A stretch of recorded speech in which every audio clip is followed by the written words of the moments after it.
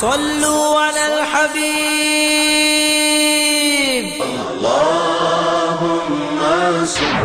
حضور صلی اللہ علیہ وسلم کو تو یقین تھا نا کہ میں اللہ کا نبی ہوں، میرا سٹیٹس کیا ہے۔ وَاعْلَمُوا أَنَّ فِيكُمْ رَسُولَ اللَّهِ۔ وہ قرآن جو تھا وہ براہ راست رسول اللہ صلی اللہ علیہ وسلم کے قلب پر نازل ہوا کہ رسول اللہ صلی اللہ علیہ وسلم بچپن ہی سے اللہ کو خالق مانتے تھے اور عبادت کے لائق مانتے تھے اور اس کی عبادت میں کسی اور کو شریک نہیں کرتے۔ الحمدللہ رب العالمین والصلاة والسلام علی رسولہ الکریم، اما بعد فاعوذ باللہ من الشیطان الرجیم، بسم اللہ الرحمن الرحیم۔ یریدون لیطفئوا نور اللہ بافواہہم واللہ متم نورہ ولو کرہ الکافرون۔ هو الذی ارسل رسولہ بالہدی ودین الحق لیظہرہ علی الدین کلہ ولو کرہ المشرکون۔ رسول اللہ صلی اللہ علیہ وسلم کی سیرت مطہرہ کا بیان جو ہم ان نشستوں میں ہفتہ وار بنیادوں پر کر رہے ہیں، اس میں پچھلی نشست میں غزوہ بدر سے پہلے کے حالات و واقعات پر گفتگو ہو چکی ہے۔ اس میں صرف جوڑنے کے لیے میں ایک بات کی طرف اشارہ کر رہا ہوں کہ دو مشاورتیں ہوئیں۔ ایک مشاورت رسول اللہ صلی اللہ علیہ وسلم کی اپنے ساتھیوں کے ساتھ، جس کا موضوع کیا تھا کہ دو میدان ہیں، اللہ تعالیٰ نے خوشخبری دے دی ہے کہ جدھر بھی ہاتھ ڈالو گے تمہیں فتح ہوگی۔ ایک طرف ایک لشکر ہے 1000 کا کیل کانٹے سے لیس، دوسری طرف ایک قافلہ ہے جس میں مال بہت زیادہ ہے، البتہ حفاظت کے لیے تیر انداز صرف 50 ہیں۔ اللہ تعالیٰ نے ہمیں چوائس دے دیا ہے کہ جس سے چاہو لڑ لو، ہم تمہیں فتح دیں گے، تو بتاؤ کدھر جانا ہے۔ اب اس کی تفصیل میں نہیں جا رہا، صرف یاد کرا رہا ہوں۔ رسول اللہ صلی اللہ علیہ وسلم کو صحابہ کرام کی طرف سے حضور صلی اللہ علیہ وسلم کے چوائس میں مینڈیٹ مل گیا، یعنی حضور صلی اللہ علیہ وسلم کا چوائس تو 1000 کا لشکر ہی تھا، لیکن رسول اللہ صلی اللہ علیہ وسلم اپنا یہ فیصلہ صحابہ پر اسرٹ نہیں کرنا چاہ رہے تھے، بلکہ صحابہ کرام کو اس مشن میں شریک کرنا چاہ رہے تھے، لہذا آپ نے مشاورت فرمائی اور بڑی خوبصورتی کے ساتھ آپ نے انصار سے بھی کنسنٹ لی کہ ہم آپ کے ساتھ ہیں۔ دوسری طرف قریش میں بھی ایک ڈسپیوٹ ہوا کہ جب ابو سفیان راستہ بدل کر ساحل سمندر سے ساتھ ہوتے ہوئے مکہ پہنچ گئے تو انہوں نے پیغام بھیجا، اور بہت ذہین آدمی تھے، بہت سمجھدار آدمی تھے، کیا کہنے ان کے، کہ میں بحفاظت مکہ پہنچ گیا ہوں، لہذا تمہیں لڑنے کی ضرورت نہیں ہے، واپس آ جاؤ۔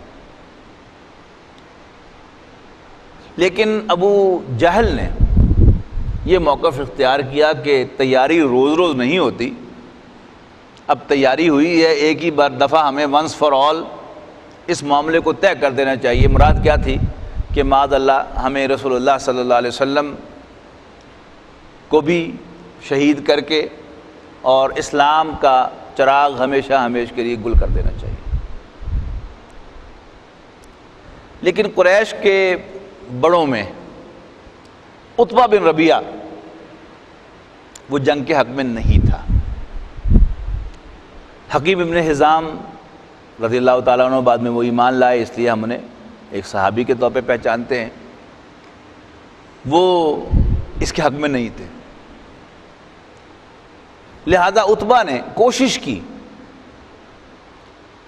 کہ جنگ نہ ہو، اور مشورہ دیا کہ ہمیں محمد کو صلی اللہ علیہ وسلم عربوں پر چھوڑ دینا چاہیے اس معاملے کو. Let him fight against the Arabs and Arabs fight against him.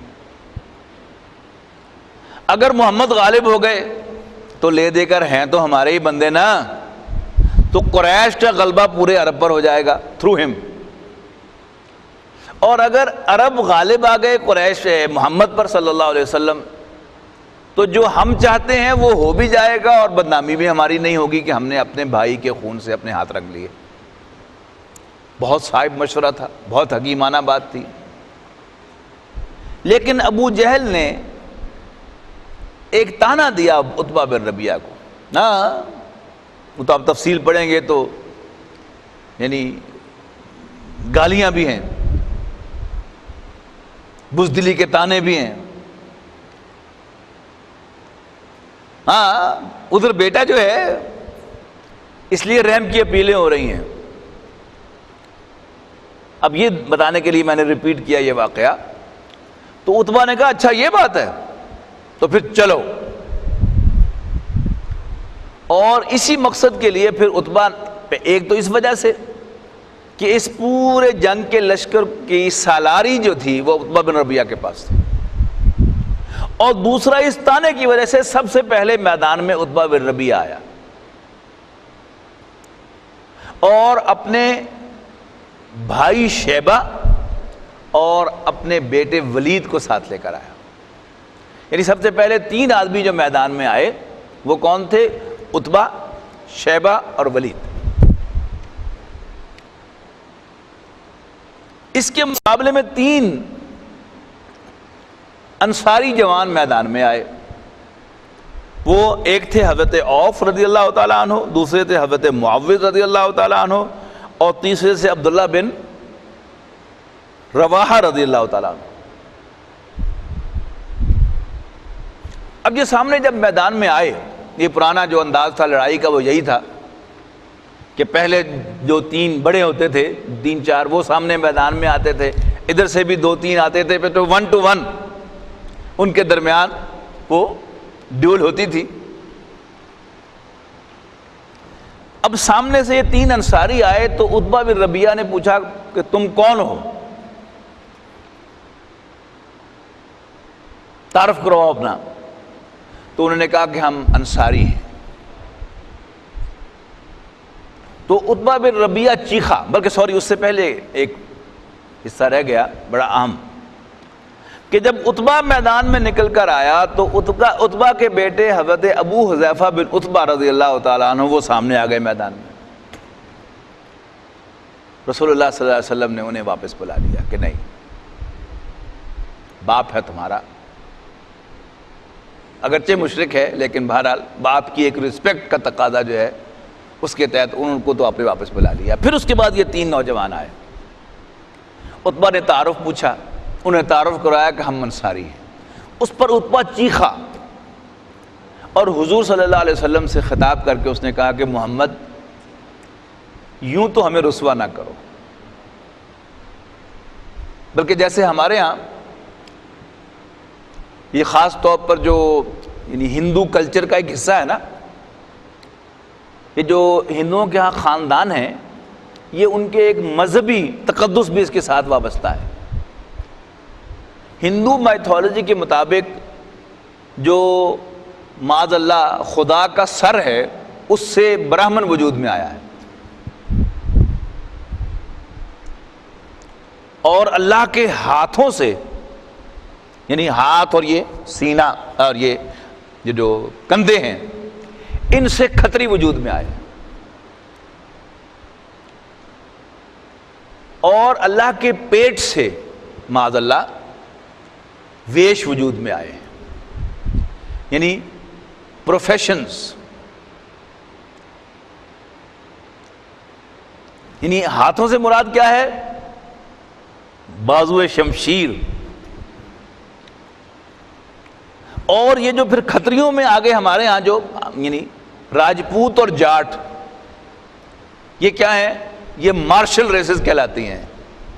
ان کا کام ہے لڑنا. یعنی برہمن جو ہے وہ مقدس ہو گیا, اور اس کے بازو شمشیر جو ہیں وہ کھتری ہیں، اور پیٹ جو ہے یہ کیونکہ کھانے سے متعلق ہے لہذا پروفیشنز، اس میں دو حصوں میں تقسیم کیا انہوں نے، کھیت میں کام کرنے والا کسان اور کاروبار کرنے والا بزنس مین۔ یہ کیا ہے؟ یہ معاذ اللہ اللہ کے پیٹ سے وجود میں آئے ہیں۔ اور پھر پاؤں جو ہیں اللہ کے معاذ اللہ وہ ہیں شودر۔ اب یہ خناس جو ہے وہ پایا جاتا ہے، یعنی اسی سے تصور بنا کہ جو کھتری ہے وہ اپنے سے نیچی کی ذات کے ساتھ رشتہ داری بھی نہیں کرنا چاہتا، گویا یہ تو ورکرز ہیں ہمارے، بازو شمشیر ہیں ہم۔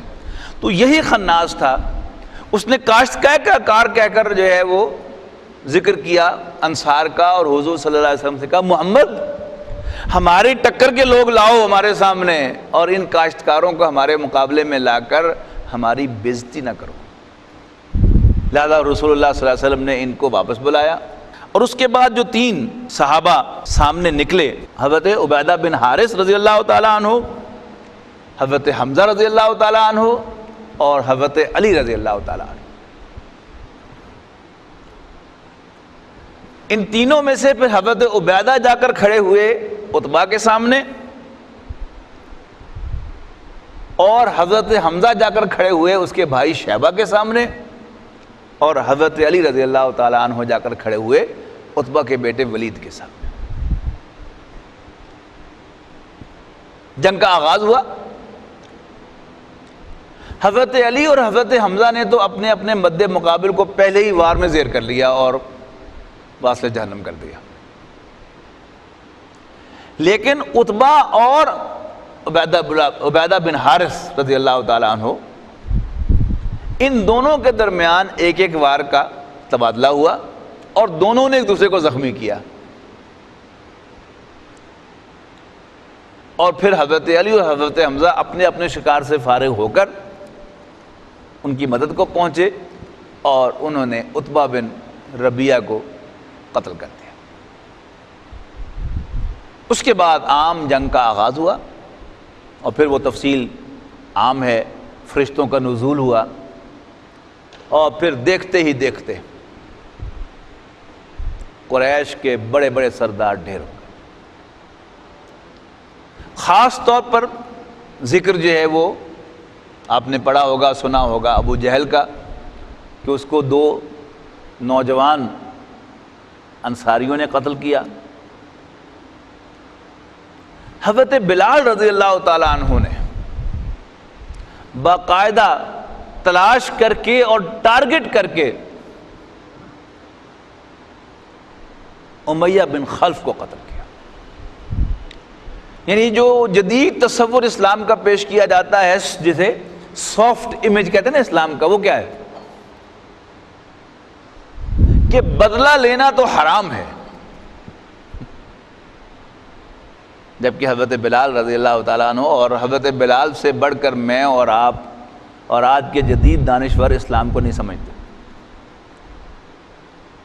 کسی کے دل میں اگر یہ غلط فہمی ہو کہ وہ حضرت بلال سے زیادہ دین کو سمجھتا ہے تو بس اللہ ہی اسے ہدایت دے، میں اور کیا کہہ سکتا ہوں۔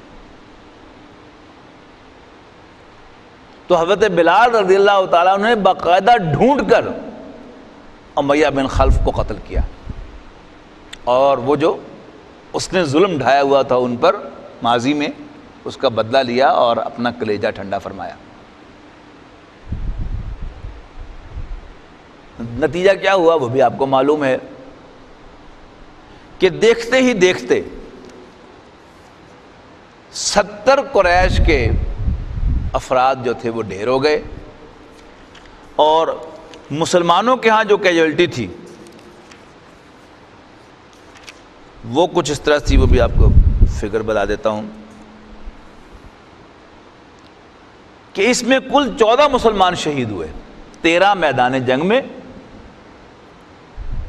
اور ان میں سے 6 مہاجرین میں سے تھے اور 8 انصار میں تھے۔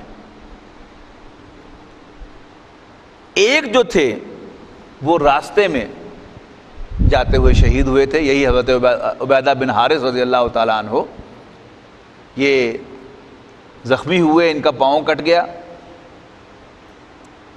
یعنی جو پھر آگے جنگ ہوئی تو ایک تو وار جو تبادلہ ہوا عتبہ بن ربیعہ کے ساتھ، اس میں ایک وار ہوا ان پر، اور اس کے بعد پھر عام جنگ کے اندر بھی ان کا پاؤں کٹ گیا اور کوئی ایسا زخم انہیں آیا کہ جس سے ان کی آواز بند ہو گئی، لیکن اس کے بعد یہ واپس آتے ہوئے ان کا انتقال ہوا اور جام شہادت انہوں نے نوش فرمایا۔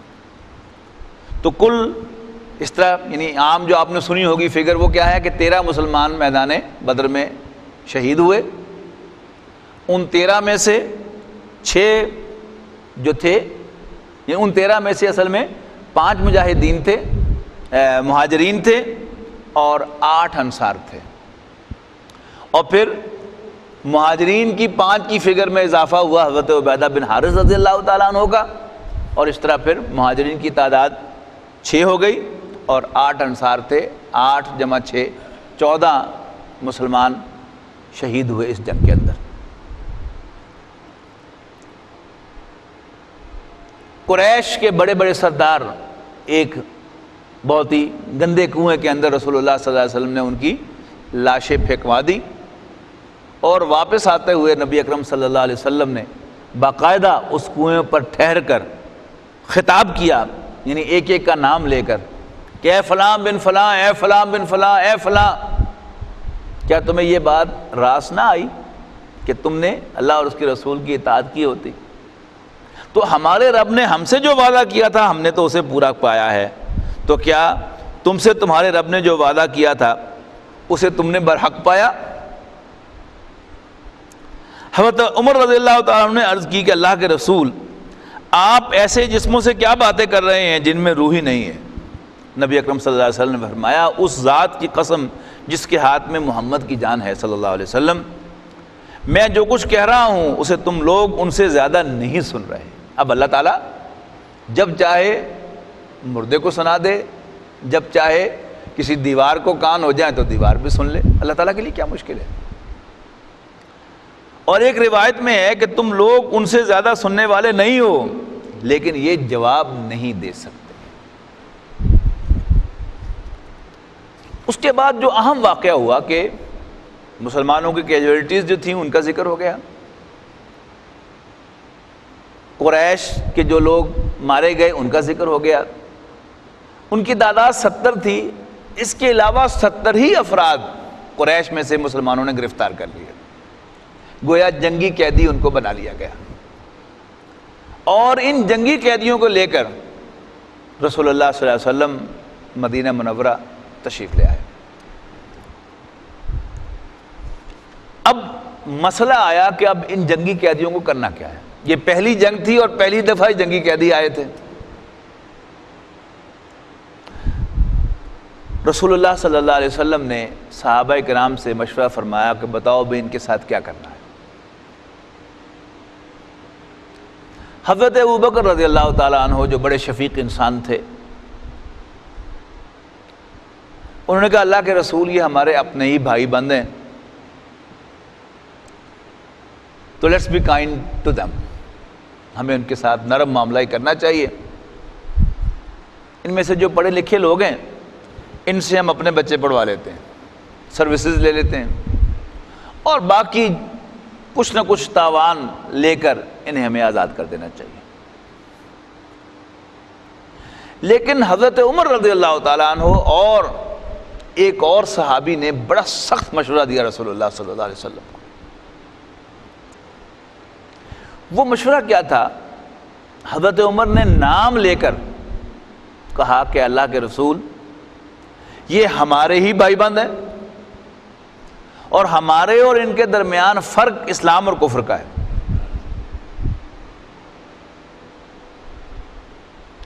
ہمارے اور ان کے درمیان دشمنی کی بنیاد صرف اسلام ہے، لہذا ہمیں اسلام کے ساتھ اپنی وفاداری کو ثابت کرنے کے لیے ان میں سے اپنے قریب ترین اعزاء کو سلیکٹ کر کے اپنے ہاتھ سے قتل کرنا چاہیے، تاکہ واضح ہو جائے کہ اب ہماری وفاداری اپنے خاندانوں کے ساتھ نہیں، اللہ کے اور اس کے رسول کے ساتھ۔ اور نام لے کر کہا، چونکہ حضور صلی اللہ علیہ وسلم کے چچا حضرت عباس رضی اللہ تعالیٰ عنہ، اب اسی خاندانی عصبیت کی بنیاد پر انہیں بھی آنا پڑا تھا جنگ میں، لیکن معلوم ہوتا ہے کہ ہاف ہارٹڈ ہی لڑے تھے، لہذا گرفتار ہو گئے۔ تو حضرت عمر نے نام لے کر فرمایا کہ آپ عباس کو قتل کریں، میں فلاں کو قتل کروں، ابو بکر فلاں کو قتل کریں، تاکہ یہ واضح ہو جائے کہ ہماری دشمنی جو ہے وہ صرف اسلام اور کفر کی وجہ سے ہے، کوئی رشتہ داری ہمارے دل میں حائل نہ رہے۔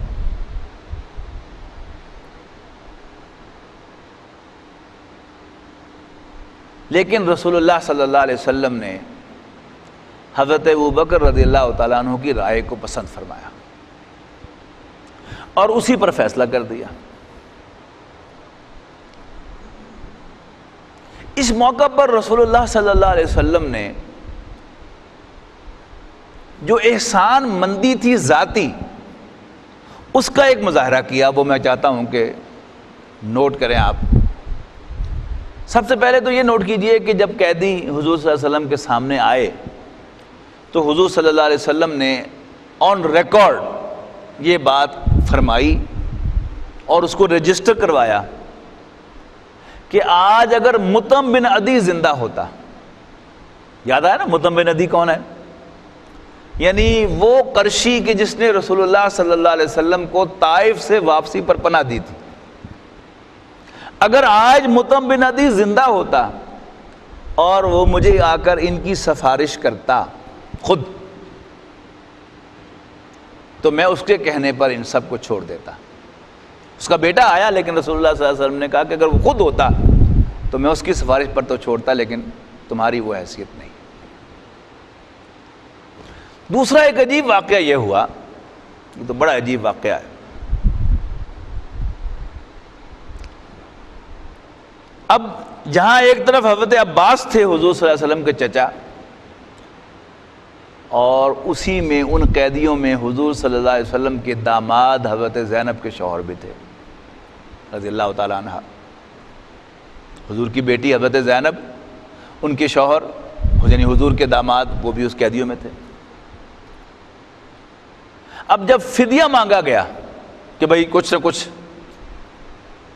پیش کر دو، کچھ مال جو ہے وہ دے دو اور پھر تمہیں آزاد کر دیا جائے گا، اب اپنے شوہر کو چھڑانے کے لیے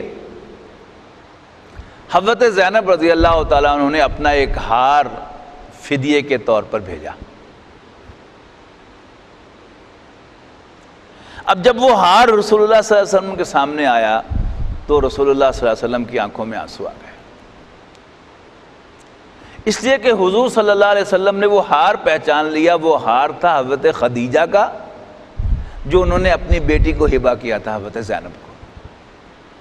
اب وہ جب ہار سامنے آیا تو رسول اللہ صلی اللہ علیہ وسلم کی آنکھوں میں آنسو آ گئے، اور حضور صلی اللہ علیہ وسلم نے صحابہ سے فرمایا کہ اگر تم مجھے اجازت دو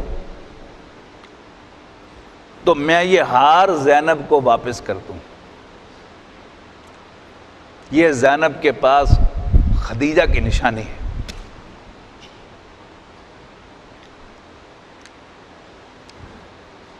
اس پر صحابہ کرام کی بھی چیخیں نکل گئی کہ اللہ کے رسول ہم سے کیوں پوچھ رہے ہیں آپ، واپس کر دیجئے آپ۔ اب حضرت خدیجہ کا بھی جو خاص مقام ہے یہ بھی سمجھ لینا چاہیے کہ حضرت خدیجہ رضی اللہ تعالی عنہ کا ہمارے دین میں بھی ایک خاص مقام ہے، اور رسول اللہ صلی اللہ علیہ وسلم کی نظر میں بھی ان کا ایک منفرد مقام ہے۔ کہنے کو تو وہ حضور صلی اللہ علیہ وسلم کی 10-11 ازواج میں سے ایک ہیں، لیکن وہ صرف حضور صلی اللہ علیہ وسلم کی بیوی ہی نہیں، وہ اسلام لانے والی سب سے پہلی خاتون بھی۔ اور حضور صلی اللہ علیہ وسلم انہیں کیسے ٹریٹ کرتے تھے، اس کے لیے حضور صلی اللہ علیہ وسلم کی آخری زندگی کا ایک واقعہ میں چاہتا ہوں کہ آپ کو سناؤں۔ یہ تو آپ جانتے ہی ہیں کہ عورت کی جو سب سے بڑی کمزوری ہے ان میں سے ایک جو ہے وہ سوکناپا ہے، کہ عورت سوکن کو برداشت نہیں کرتی. یعنی حضور صلی اللہ علیہ وسلم کی ازواج بیسٹ آف دا لارڈ تھی، اس میں تو کوئی شک نہیں ہے. قرآن مجید نے واضح طور پر کہہ دیا لستن کاحد من النساء، کہ تم عام عورتوں جیسی نہیں ہو. لیکن ان بیسٹ کا بھی حال کیا ہے؟ سوکن انہیں بھی برداشت نہیں ہے. متعدد واقعات ہیں، ان میں سے ایک آپ کو بتا رہا ہوں کہ بعد کی ازواج میں سے حضور صلی اللہ علیہ وسلم کی فیوریٹ حضرت عائشہ تھی رضی اللہ تعالیٰ عنہ. انہیں بھی اس کا احساس تھا کہ حضور صلی اللہ علیہ وسلم مجھ سے باقی بیویوں کے مقابلے میں زیادہ پیار کرتے ہیں، لیکن ان کی موجودگی میں بھی حضور صلی اللہ علیہ وسلم وقتاً فوقتاً حضرت خدیجہ کو یاد کرتے تھے، اور مری ہوئی سوکن بھی انہیں گوارا نہیں تھی.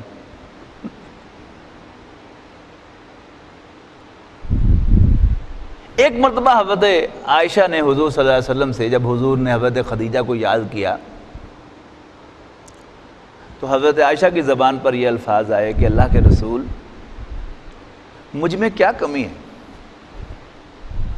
اور برا سا نام لے کر، حضرت خدیجہ کا قد ذرا چھوٹا تھا جبکہ حضرت عائشہ بہت ہی حسین خاتون تھیں. انہوں نے کہا کہ اللہ کے رسول، مجھ میں کیا کمی ہے کہ ابھی تک وہ ٹھنگنی آپ کو یاد آتی ہے؟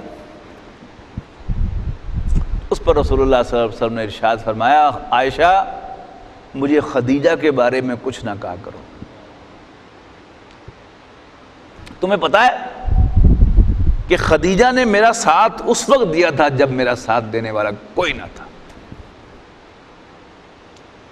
تو یہ مقام و مرتبہ ہے حضرت خدیجہ رضی اللہ تعالی عنہا کا، اور یہ ہمیں یاد رہنا چاہیے.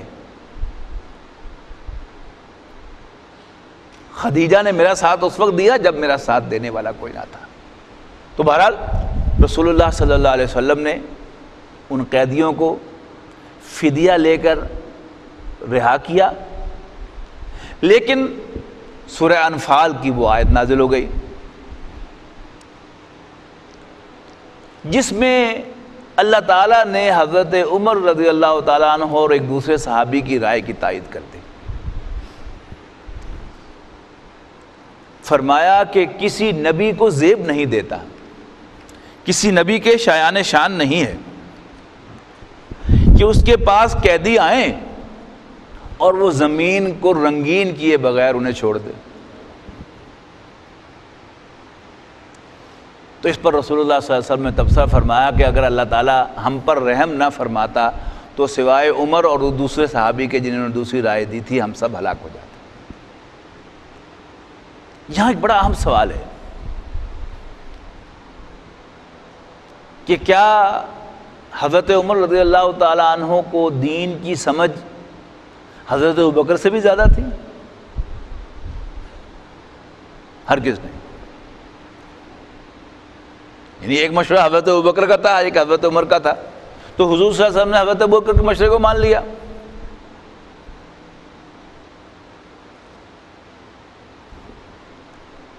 ایک ہے نیک شخص جو پیدائشی نیک ہے اور ساری عمر اس نے کبھی برائی کا رخ ہی نہیں کیا، اسے یہ پتا ہے کہ وہ برائی ہے، لہذا اس نے دیکھا بھی نہیں اس طرف. تو he has no idea کہ برائی کیا ہوتی ہے. اس کے مقابلے میں دوسرا شخص کہ جو اس وادی میں گھوما ہوا ہو، اسے جتنا پتا ہوتا ہے کہ برائی کتنی بری ہوتی ہے وہ پہلے شخص کو کبھی اندازہ نہیں ہوتا. تو حضرت ابوبکر اس پہلی کیٹیگری کے آدمی ہیں کہ جو حضور صلی اللہ علیہ وسلم کے دوست ہیں تو کبھی برائی کا رخ بھی نہیں کیا. وادی میں گھومنا تو دور کی بات ہے، اس کی طرف کبھی دیکھا بھی نہیں. جبکہ حضرت عمر رضی اللہ تعالیٰ عنہ بہرحال اس برائی کی وادی میں خوب گھومے پھرے ہوئے تھے. حضرت ابوبکر کے بارے میں تو اور حضرت عثمان کے بارے میں تو آن ریکارڈ ہے نا کہ انہوں نے عمر بھر کبھی بدکاری نہیں کی، کبھی شراب نہیں پی. حالانکہ جب شراب جو ہے وہ عام تھی اور کوئی حرمت بھی نہیں تھی، اس وقت بھی شراب نہیں پی انہوں نے. اس کے مقابلے میں حضرت عمر اسلام کی مخالفت میں کس حد تک گئے تھے وہ بھی آپ کو معلوم ہے کہ حضور صلی اللہ علیہ وسلم کو باقاعدہ قتل کرنے کے ارادے سے گھر سے نکلے تھے۔ تو کفر جو ہے وہ اسلام کا کتنا مخالف ہے، اس کا جتنا اندازہ حضرت عمر کو تھا وہ حضرت ابوبکر صدیق کو کبھی ہو ہی نہیں سکتا تھا۔ تو وہ جو حفظ مراتب ہے، جیسے میں نے حضرت خدیجہ کے بارے میں عرض کیا کہ ہمیں یاد رہنا چاہیے کہ جو مقام حضرت خدیجہ کا ہے وہ حضرت عائشہ کا نہیں ہے۔ ایسے ہی مورخین نے 18 مقامات گن دیے کہ جن میں حضرت عمر رضی اللہ تعالیٰ عنہ کی رائے پہلے سامنے آئی اور اللہ تعالیٰ کی طرف سے تائید بعد میں آئی، یٹ جو مقام حضرت ابوبکر کا ہے وہ حضرت عمر رضی اللہ تعالیٰ عنہ کو نہیں ہے۔ ان کی تو وہ حضرت عمر خود فرماتے ہیں نا کہ میں ابوبکر کے مقام کو نہیں پہنچ سکتا۔